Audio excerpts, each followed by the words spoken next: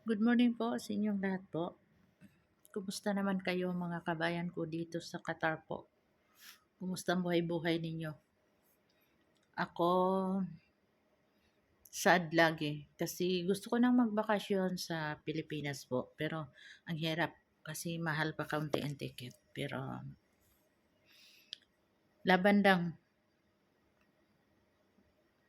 tiwala lang kay God. So pag bumaba, makauwi na din tayo. Laban lang para sa pamilya natin at huwag kalimutan mag-alagaan ang sarili natin kasi tayo lang mag-isa dito. Wala tayong kakampi kundi si Lord lang ang kakampi natin. God lang ang sandala natin dito. Tiwala lang tayo kay God, hindi tayo iiwan. God, good, all the time. Never kita pabayaan sa God. Yung God laging nagabay sa atin. Alam ni God kung ano tayo dito sa Qatar naghirap. So, minsan ang buhay nating OFW, especially sa mga katulong, minsan pakainin tayo, minsan hindi. Kahit ako, matagal na ako dito, 24 years na po. Pero sa 24 na taon ko dito, 3 months pa lang ako pinahirapan. Kasi hindi ko alam bakit nagalit sila sa sasakyan na sahod ko namang pinagbili ko, hindi naman sa kanila. Pero hindi ko magets kung anong nasa isip nila. At saka gusto nila ipa-take down yung channel ko. Bakit kaya pag for good na ako sa Pilipinas, magsuporta ba kaya sila sa akin? Kung magsuporta, bakit hindi ko i-take down, di ba?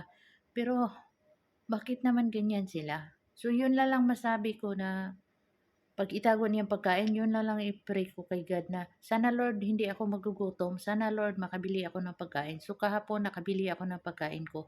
So nagluto ako, hindi ako marunong na gumaganti sa kanila. Pagkatapos ko nagluto ng pagkain, nagluto ako ng pansit.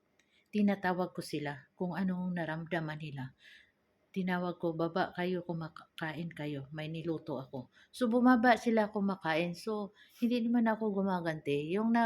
Tuloy nag-isip ako, habang kumakain ako, tuloy nag-isip ako.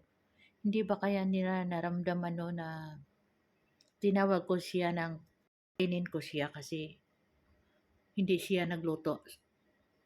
So nag-alala ako baka nagutuman siya. Hindi ba kaya niya na feel na hindi pala tama yung ginawa ko sa katulong ko nga hindi pakainin. Kahit katulong lang siya magbili ng pagkain, hindi naman siya lang ang kumakain sa pera niya, pati kami pakainin.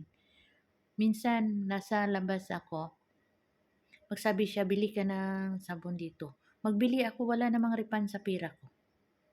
Pero hindi ako nanunumbat. So, yun lang, si God lang nakakaalam kung anong ginawa niya sa akin. Si God na lang. Nagpaubayan na lang ako kay God. Salamat po sa inyong panood lagi and God bless you all. Good morning, Qatar.